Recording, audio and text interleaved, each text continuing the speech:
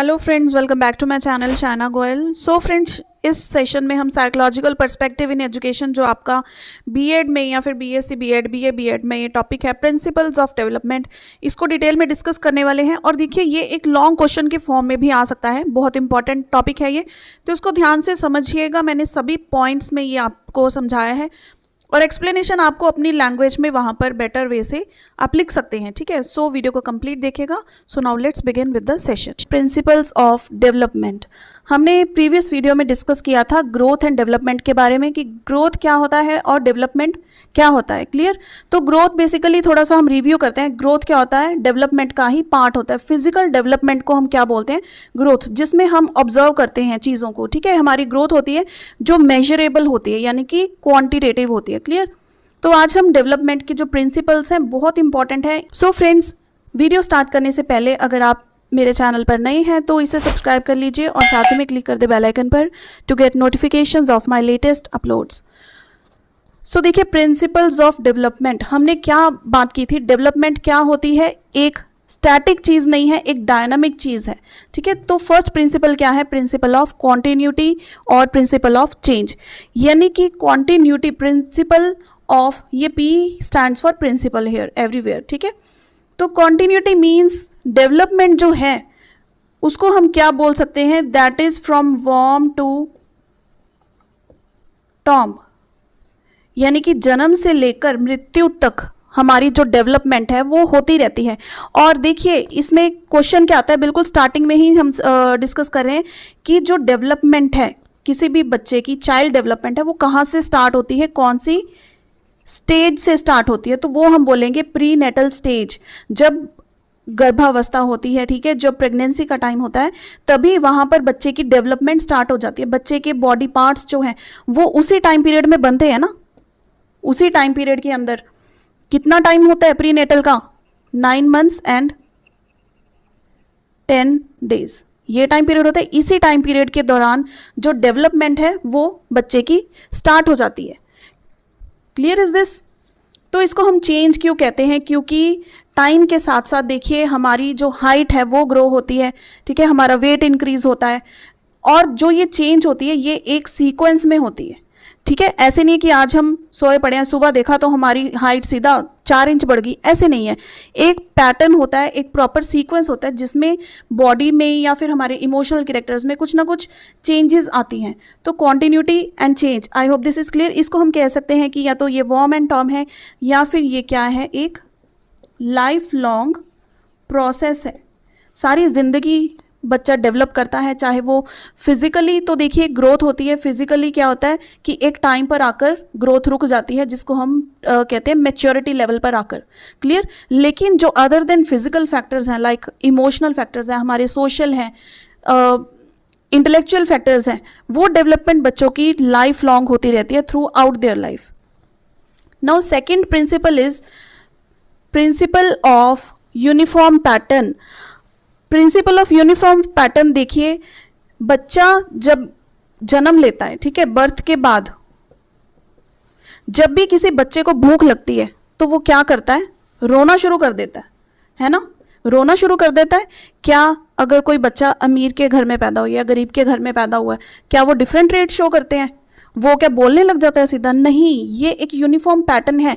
चाहे कोई कितनी कोशिश कर ले, आज के टाइम में सपोज समझ लीजिए 2 साल का बच्चा है, ठीक है, 2 years का बच्चा है, तो आप उसको खिलाने की कोशिश करेंगे, चाहे वो किसी भी फैमिली से बिलोंग करता है, चाहे वो रिच फैमिली से है, पुअर फैमिली से है, तो उसको खिलाने के लिए उतनी एफर्ट्स करनी पड़ेंगी। बच्चे नटखट होते हैं ना, तो जिद्दी भी होते हैं आजकल के बच्चे, उनको खिलाना पिलाना एक चैलेंज है।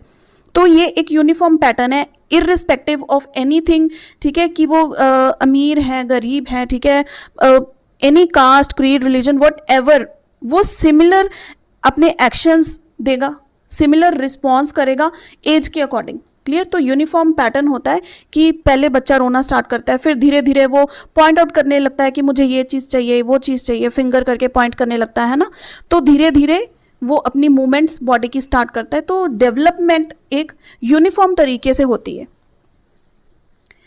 Next, third point is general to specific. General to specific क्या होता है? जनरल होता है कि हम किसी चीज़ का बड़ा पार्ट देखना, ओवरव्यू देखना, फिर स्पेसिफिक एक छोटी चीज की तरफ मूव ऑन करता। फॉर एग्जाम्पल ये एक है पर्सन, क्लियर, थोड़ी सी अच्छी खासी डायग्राम बना रही हूं मैं, जैसे बन पा, तो ये एक पर्सन, छोटा बच्चा है समझ लीजिए। तो अब हम क्या देखेंगे कि जनरल टू स्पेसिफिक मूवमेंट्स जो हैं वो किस तरह से होंगी। सबसे पहले हम बोलेंगे कि जो बच्चा है वो कैसे मूवमेंट स्टार्ट करेगा, हमने किए थे ना फिजिकल में motor skills. First is gross movements वो पहले करेगा, उसके बाद कौन सी स्किल्स आती हैं, fine motor skills. Fine motor skills सबसे पहले बच्चा अपनी जो स्पाइनल कॉर्ड है ना, इस पर पकड़ करना सीखेगा। इस पर जैसे आप छोटे बच्चे को गोदी में उठाते हैं तो उसकी गर्दन पीछे को हो जाती है ना, नेक बैक को बेंड हो जाती है, फॉरवर्ड को, उसका होल्ड ही नहीं होता, पकड़ ही नहीं होती। सबसे पहले वो अपनी लाइक स्पाइनल कॉर्ड पे, फिर उसकी जो बैकबोन होती है, फिर वो धीरे धीरे बैठना शुरू करता है। फिर क्या शुरू करता है, वो चलना शुरू करता है, चीज़ों को पकड़ पकड़ के, टेबल को पकड़ के चलने लग गया। तो ये सारी चीज़ें क्या है, ग्रॉस मोटर स्किल्स। बच्चा अभी बैलेंस करना सीख रहा है, चलना, दौड़ना, ठीक है, उछल कूद करना, ये है ग्रॉस मोटर स्किल्स। फिर जनरल है, ये स्पेसिफिक क्या हुई कि वो धीरे धीरे पहले अपने ये शोल्डर की मूवमेंट करनी स्टार्ट करता है, शोल्डर को मूव करना स्टार्ट करता है। फिर उसकी जो एल्बो है वो मूवमेंट स्टार्ट होती है। फिर फिंगर्स को, एक एक फिंगर की मूवमेंट, रिस्ट की मूवमेंट, वो धीरे धीरे इन चीज़ों को स्टार्ट करता है, ज़्यादा मूवमेंट्स करनी। तो gross and fine motor skills, इसी को हम कहते हैं जनरल टू स्पेसिफिक, यानी कि सबसे पहले बच्चा जो बड़ी मूवमेंट्स है वो करनी स्टार्ट करता है। फिर जो छोटे छोटे मसल की मूवमेंट्स हैं, ठीक है, हमारे छोटे छोटे जॉइंट्स की मूवमेंट्स है, यहाँ पर देखिए फिंगर में छोटे छोटे जॉइंट्स होते हैं, मसल्स होते हैं, इनकी मूवमेंट होती है ना, तो यहाँ पर हम बोलते हैं स्पेसिफिक टू जनरल की तरफ बढ़ना। क्लियर हो गया third point. Then next principle is principle of prediction, principle of predictability. ठीक है, इसको प्रेडिक्शन मतलब हम खुद बच्चे को देखकर, ऑब्जर्व करके, देखिए डेवलपमेंट प्रोसेस में सबसे बेसिक हम प्रेडिक्शन किस चीज़ को देखकर लगाते हैं, दैट इज, कौन सा मेथड है वो, that is observation.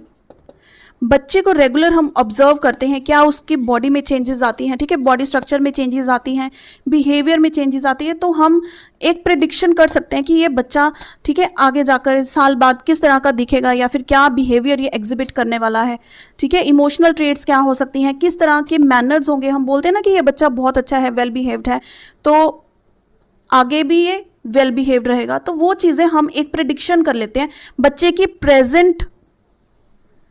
Present scenario को देखकर। आज के टाइम में बच्चे जो बिहेवियर एग्जिबिट करते हैं, या फिर फिजिकली वो कैसे हैं, मेंटली वो कैसे हैं, उस चीज़ को देखकर हम प्रेडिक्शन करने लगते हैं कि ये बच्चा आगे जाकर ये करेगा, ये बच्चा आगे जाकर वो करेगा, ठीक है, इसको कहते हैं हम principle of prediction.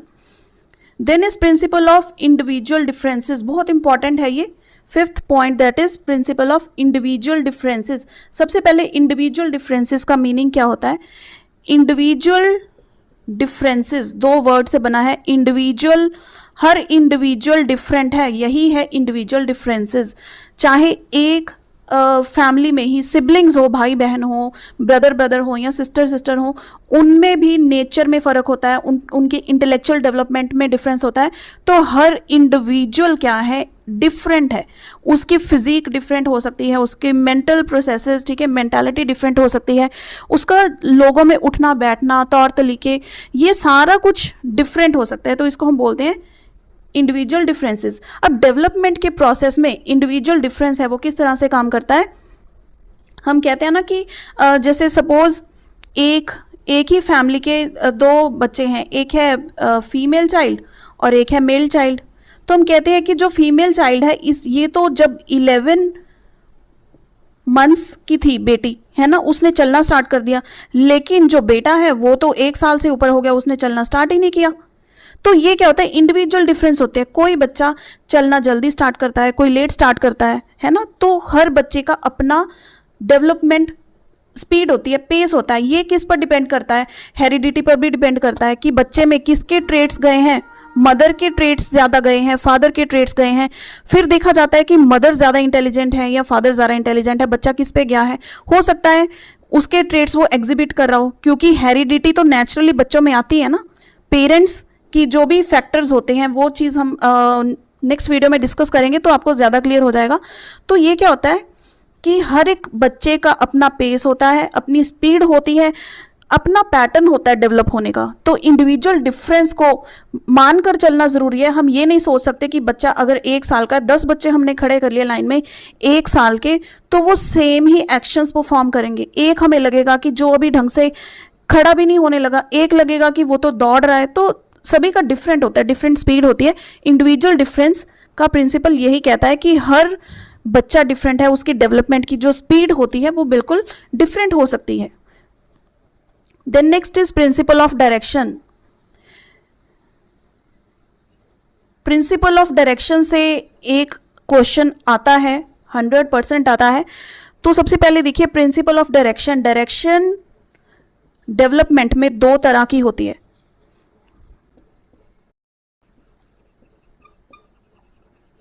First is cephalocaudal. Clear? इसको हम क्या कह सकते हैं?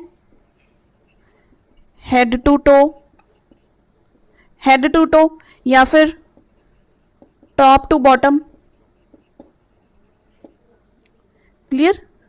हेड टू टो या फिर टॉप टू बॉटम, यानी कि बच्चा डेवलप करना कैसे सीखेगा। सबसे पहले देखिए जो बच्चे की हेड बॉडी मूवमेंट्स हैं, या फिर तो सिफेलोकॉर्डल में क्या होता है, हेड टू टो बच्चे की डेवलप कहाँ से स्टार्ट होती है? पहले बच्चे का, ये भी प्री नेटल स्टेज में स्टार्ट हो जाती है, गर्भावस्था में। सबसे पहले बच्चे का सर बनता है, फिर उसकी जो ये बॉडी स्ट्रक्चर है, ठीक है, स्पाइनल कॉर्ड, ये सारी चीज़ें, फिर लेग्स बनती हैं।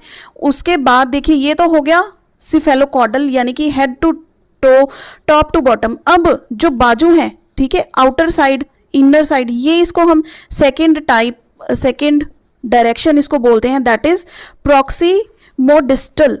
तो ये चीज आपको याद होनी चाहिए,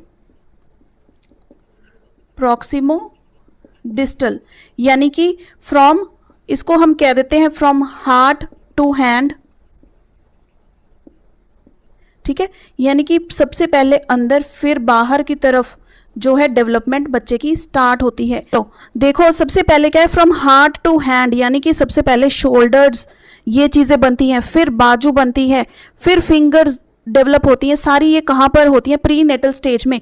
बच्चे की जो ये फिजिकल डेवलपमेंट है, each and every body part, ये प्री नेटल स्टेज में डेवलप हो जाता है ना। तो इसकी 2 डायरेक्शंस होगी। देखिए सबसे पहले हेड बनता है, फिर नीचे की तरफ जाती है डायरेक्शन, फिर जब नेक के पास आई फिर शोल्डर्स, फिर आर्म्स, हैंड्स, फिंगर्स। क्लियर? तो इस तरह के इनको हम बोलते हैं in to out, inner direction to outwards, यानी कि हार्ट टू हैंड। और जो टॉप टू बॉटम वाली डायरेक्शन होती है उसको बोलते हैं हम सिफेलोकॉर्डल। इंडिविजुअल डिफरेंसेस क्या कहते हैं कि सभी, हर किसी बंदे को आप देख लीजिए, डिफरेंस उनमें डेफिनेटली होगा। कोई भी 2 persons ditto same nature wise या फिजिक वाइज आपको नहीं मिलेंगे, जिनकी नेचर भी सेम है, ठीक है, एवरीथिंग जिनका सेम है, वो चीज़ आपको नहीं मिलेगी। इंडिविजुअल डिफरेंस, कोई ना कोई डिफरेंस उनमें होता ही है। Clear? Now next 7th principle is principle of integration.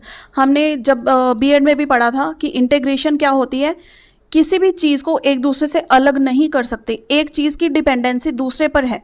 Clear? जैसे मैथ और साइंस को हम अलग नहीं कर सकते कि मैथ बिल्कुल डिफरेंट है, उसका साइंस से कुछ लेना देना नहीं है, या फिर साइंस बिल्कुल डिफरेंट है, उसका मैथ से कुछ लेना देना नहीं है। क्यों भाई? जो आप साइंस में इक्वेशंस को बैलेंस करते हैं तो वहाँ पे जो नंबर्स हैं वो कहाँ से लिए गए हैं? मैथ से। मैथ भी क्या है? एक साइंस है, साइंस, इसमें भी रिसर्च होती है ना, तो हर चीज़ की इंटीग्रेशन है। क्लियर? तो अब इंटीग्रेशन डेवलपमेंट में किस तरह से होती है? अगर हम बोले कि बच्चा किसी अच्छे एनवायरनमेंट में रहता है, बच्चे का जो एनवायरनमेंट है, सराउंडिंग है, वो अच्छा है, उसका देखिए फिजिक अच्छा होगा, उसकी ब्रिंगअप अच्छी हो सकती है, तो नेचुरली उसकी डेवलपमेंट पे, उसके कॉग्निटिव डेवलपमेंट पे भी उसका असर पड़ेगा।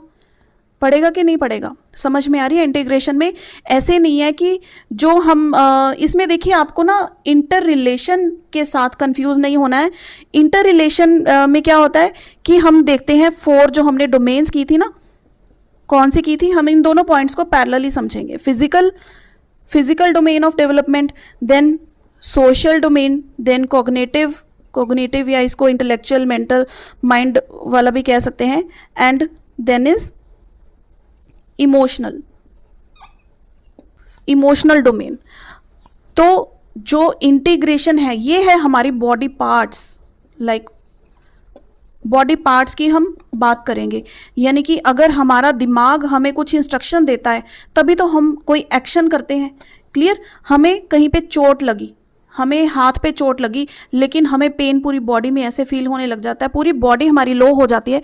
इट मीन्स कोई भी बॉडी पार्ट हमारा बिल्कुल इंडिपेंडेंट नहीं है दूसरे बॉडी पार्ट से। इंटीग्रेशन। लेकिन इंटर रिलेशन क्या होता है? हमारे जो डेवलपमेंट के डोमेन्स हैं 4, physical, social, cognitive and emotional, ये एक दूसरे से रिलेटेड हैं।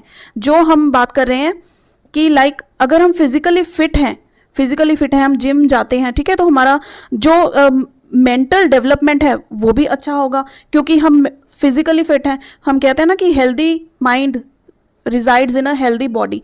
तो अगर बॉडी हेल्दी है तो हम मेंटली भी गुड हो सकते हैं। अगर हम बीमार पड़ गए हैं, है ना, हम बीमार हो गए हैं तो हम कैसे अपनी पढ़ाई करेंगे अच्छे से? हमारी जो सोशल सर्कल है वो भी मतलब इतना नहीं रहेगा। बीमार है तो बॉडी भी लो हो जाएगी। तो सारी चीज़ें एक दूसरे से इंटर रिलेटेड होती हैं। तो इंटीग्रेशन और इंटर रिलेशन में ये दोनों में डिफरेंस आई होप आप लोगों को पता लग गया होगा। Next is shape of development. ये भी बहुत इंपॉर्टेंट कंसेप्ट है डेवलपमेंट का। अब सबसे पहले तो देखिए, जो शेप होती है डेवलपमेंट की वो कभी भी स्ट्रेट नहीं होती है। ऐसे नहीं है कि हम हमेशा डेवलप करते ही रहते हैं। नो, हमारी बॉडी को भी रेस्ट चाहिए डेवलप करने के लिए, चाहे वो दिमाग है, चाहे हमारी हम थक जाते हैं ना, तो रेस्ट चाहिए। डेवलपमेंट भी किस तरह से होती है इसको हम बोलते हैं, इसकी शेप क्या होती है? स्पाइरल। तो ये क्वेश्चन भी आपको आ सकता है कि डेवलपमेंट किस तरह की होती है।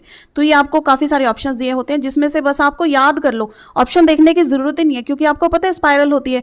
तो स्पाइरल पर ही टिक कर देना। Spiral like this. स्प्रिंग होता है ना आप लोगों के घर में, स्प्रिंग देखा है आपने? तो हम क्या कहते हैं कि एक टाइम पर बच्चे की डेवलपमेंट होती है स्पीडी, तो दूसरे टाइम पर वो चीज़ रेस्ट मोड पर चली जाती है। रेस्ट मीन्स जो उसने डेवलपमेंट की है उसी को वो एनहांस करता है, परमानेंट हो जाती है, उसमें और एडवांसेस होते हैं। फिर से वो नेक्स्ट अपने ट्रेड्स जो है कुछ और सीखता है और डेवलप करता है। जो यहाँ पर उसने स्पीड पकड़ी डेवलपमेंट की, है ना, तो वो फिर एक रेस्ट मोड में, हम कहते हैं कि ना जिंदगी में थोड़ा ठहराव आ गया, बच्चा बढ़ता नहीं लग रहा या फिर कोई डेवलपमेंट नहीं लग रही, तो वो फेजेस होते हैं लाइफ में, ठीक है, एज के अकॉर्डिंग। लाइक बिल्कुल हमारी जो टॉय एज होती है या प्री स्कूल एज होती है, फिर स्कूल एज होती है, तो हम कहते हैं बच्चा अब इसकी हाइट एकदम से ग्रो हो गई है ना, इसलिए ये पतला लगने लग गया। तो वो क्या है, वहां पर स्पीड का टाइम है, बॉडी वो चीज एब्जॉर्ब करती है, उसमें एडवांसमेंट होती है। क्लियर? फिर नेक्स्ट वो थोड़ा सा बड़ा होता है, फिर जो है एडोलसेंस में जाता है, तब उसकी फिजिक में काफ़ी चेंजेस आती हैं। मैच्योरिटी लेवल में, मैच्योरिटी नहीं कह सकते हैं हम, जो बच्चे की लुक वाइज काफ़ी चेंजेस होते हैं। हम कहते हैं कि बच्चा बड़ा बड़ा लगने लग गया है ना, तो हमारे जो हार्मोनल चेंजेस होते हैं वो होते हैं। फिर एकदम से बच्चे में चेंजेस आती हैं during the time of puberty, है ना, तो वो क्या है, वहां पर स्पीड पकड़ी, फिर थोड़ा ठहराव आ जाता है, तो उसको हम क्या कहते हैं, रेस्ट मोड। तो बॉडी उस चीज़ को एब्जॉर्ब करती है या फिर उस चीज़ को अडेप्ट करती है, उसमें जो भी एडवांसमेंट होती है वो होती है, फिर स्पीड पकड़ता है, नेक्स्ट फेज में एंटर करता है। तो इसको हम स्पाइरल कहते हैं डेवलपमेंट को।